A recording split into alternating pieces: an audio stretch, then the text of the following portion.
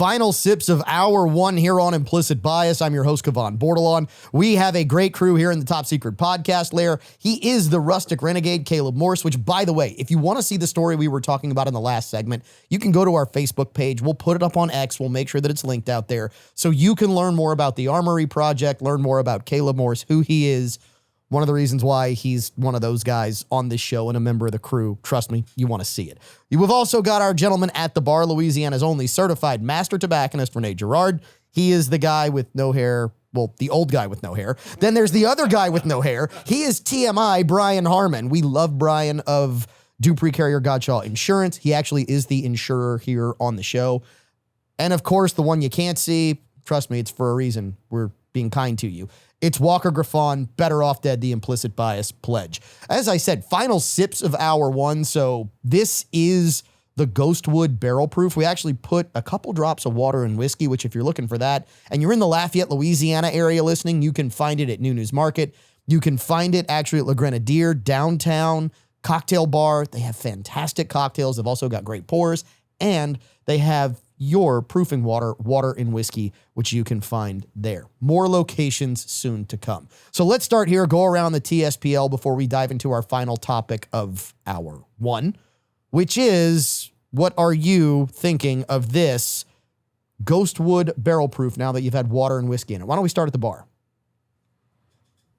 Opens it up a lot.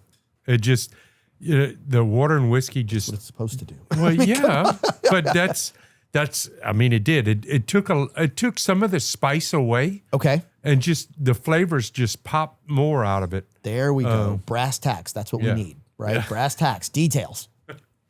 Yeah, I agree. Even someone like me that has trouble distinguishing the flavors, I just notice it, just like you said, it takes the burn away. It does open up the flavors. And what I need to do is be using this on some of my favorite bottles I have at the house, just to see how that's just going to improve it. But I agree, it did. It brought out the flavor. Yeah, just those 2 drops that were put into what was in this glass really did open it up. And I mean, to your point, you started to get those bolder flavors.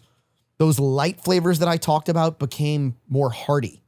It became a little bit more viscous, a little more thick, a little more oily, believe it or not, by adding just a couple drops of water. Caleb, what did you get when you added the water and whiskey? I got the aroma to me. There was a ton more aroma on it. I noticed a little bit sweeter. It took off that edge, that cut. But, man, it brought out and accentuated so much flavor. It took something that was already a really good, really solid green, and it elevated it up. I was very, very impressed of what the 2 drops did to this. I actually really like this bottle. The water and whiskey almost made me want to think it was a blue, but we always rate without water and whiskey, so that's where it'll be. We don't care what Walker thinks about what this turned into with water and whiskey, so we won't even ask him.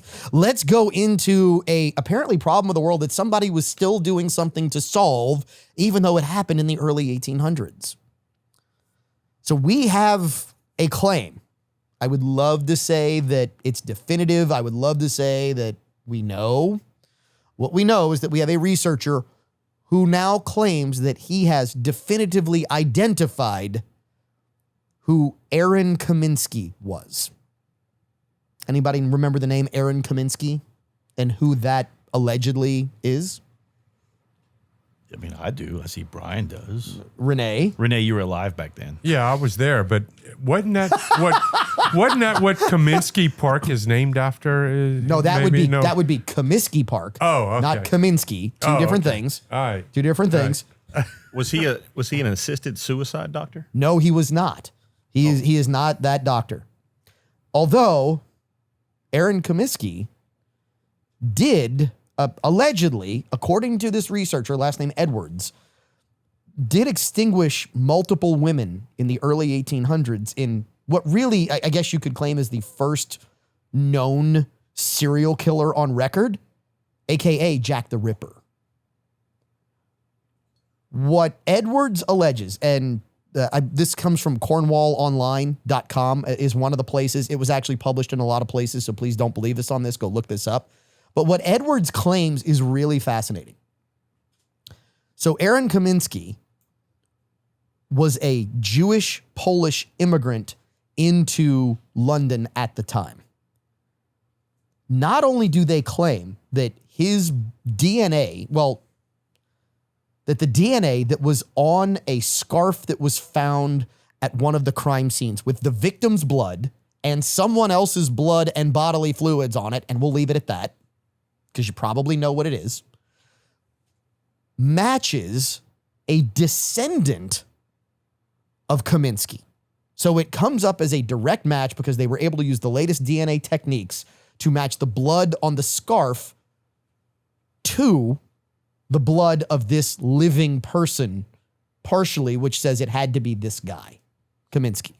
So because it happened in Britain, they pronounced it caramel.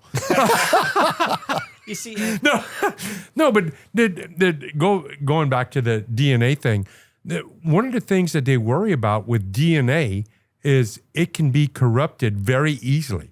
A skin cell falling into the sample from somebody else just totally. So how do they know? I mean, this sample is 100, 200, over 200 years old. How can they tell? So here's the interesting part about that. Obviously, if it is a match, enough of a match to a descendant of the alleged killer, that person would have to somehow, be involved in the match, right? Yeah, but how do they know that somebody who handled that wasn't related to this? Well, you've got separate samples. Essentially, what you have are 3 samples. You would have to have cross-contamination of multiple samples, which becomes much more difficult today than it was then. Now, I'm not saying this is perfect, right? I don't think anyone's going to touch some of those fluids. I would agree. Yeah. Here's the really crazy part to me. The allegation is that Kaminsky's brother was a member of law enforcement, which was why he wasn't looked at. One reason. Well, he was a suspect for a while, but they shied away from it. Which is the second part of the allegation. He was a Jewish immigrant. Allegedly, according to the investigator, please, this is not me, they didn't want to continue looking into him because of his religion. Mm-hmm. And the murders, now this is the really crazy part, because this starts the rabbit hole that can become implicit bias. The murders, they understand why now. Because Kaminsky was also, of all of this stuff, a Freemason. A high-level Freemason, and was, in fact, acting out Freemason rituals in real life. That's the allegation. And that's the allegation that comes from Edwards, the guy who did all the research and all this. I find it really, really odd because all these ties keep coming back into each other and all these roads lead back to the same places. Right there, though. You said his brother was a member of law enforcement. What's to say his brother didn't touch or have access to the samples, and what the DNA is his. Well, it goes and it's into, not, that's a great point, Renee. That is a great point. It's contaminated. Back then, they didn't have latex gloves. They didn't know about Ziploc bags and taking samples and putting and isolating. And they just had... Chain of custody wasn't a thing as it is today. No, not at all. I would really love to talk to a geneticist about like how this happens, how they go through it, because, I mean...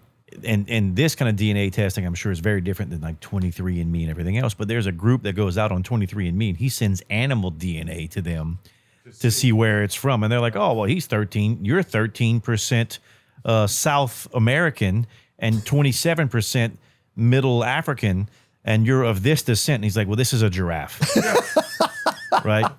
So I do think that there are a lot of holes in science. From a zoo in Buenos Aires. That's why it's a South American. So, like, I would love to see, and I'm sure that there are people out there who dig into genetics and everything else and have a much better understanding of that than I do. We would hope that this testing was a little deeper and a little more methodical and airtight than that. But then again, this is 2024. I mean, for all we know, it could be aliens that were Jack the Ripper. I don't know. If they would send it to CSI Las Vegas, I'd feel a lot better. Yeah, they always seem to figure out exactly who it is. In an hour. In 1 hour. In 1 hour. All right, Brian? What I found fascinating about the whole story was the facial reconstruction that they're able to do with the DNA sample that they did collect. And to touch on what you had said about the lack of crime scene.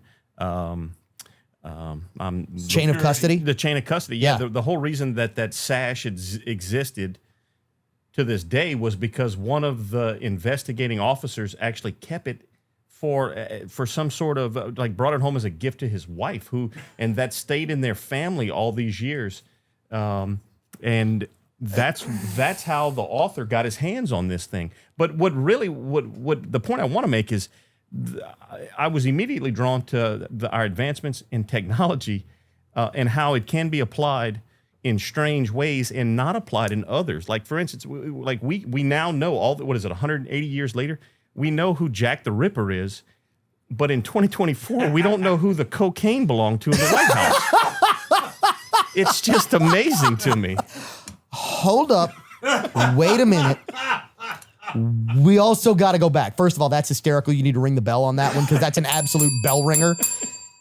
But what does your relationship need to be like with your wife to be like, honey, look at the sash I got you from a murder victim, from a guy who has been killing people all over the Whitewall section of England, right? That dude is super cheap. He couldn't afford to go buy his wife a new sash. I'm going to take this one. Well, it's got a little blood on it, but that's okay.